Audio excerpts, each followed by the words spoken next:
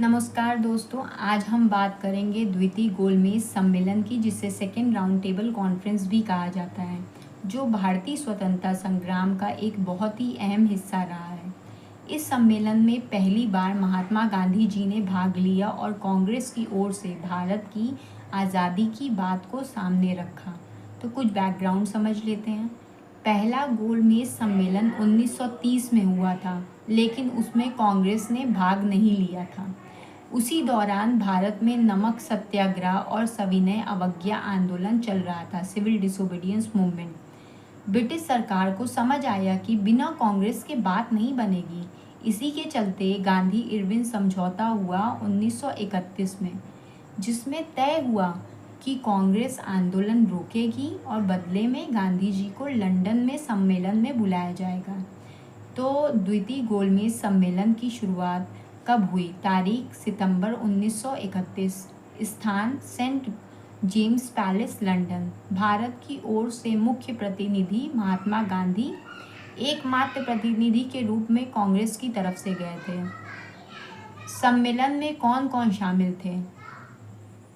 सम्मेलन में ब्रिटिश प्रधानमंत्री रैमजे मैकडॉनल्ड थे, भारत के राजा महाराजा, मुस्लिम लीग और दलितों के प्रतिनिधि doctor Bhimrao Ambedkar, Sikh, Anglo Indian, महिलाएं आदि। लेकिन गांधी जी ने कहा, कांग्रेस ही भारत का असली प्रतिनिधित्व करती है। तो मुख्य मुद्दे क्या क्या थे वो भी समझ लेते हैं। पहला था भारत का डोमिनियन स्टेटस मिलेगा या नहीं। दूसरा था अल्पसंख्यकों को क्या अधिकार मिलेंगे। तीसरा था दलितों के लिए अलग निर्वाचक मंडल पर बहस। चौथा था संविधान कैसे बनेगा। पांचवा था ब्रिटिश शासन की शक्तियां कितनी रहेंगी। और गांधी बनाम अंबेडकर विवाद भी हुआ था, जिसमें अंबेडकर जी चाहते थे कि दलितों को अलग राजनीतिक प्रतिनिधित्व मिले। गांधी जी इसके विरोध में थे। उनका मानना था कि इससे हिंदू समाज और अधिक बढ़ जाएगा। बाद में ये विवाद इतना बड़ा हुआ कि गांधी जी ने भूख हड़ताल तक कर दी और फिर पूना पैक्ट 1932 हुआ। तो सम्मेलन क्यों असफल हुआ? ब्रिटिश सरकार ने कोई ठोस निर्णय नहीं लिया। अल्पसंख्यकों के मुद्दे पर कोई सहमति नहीं बनी।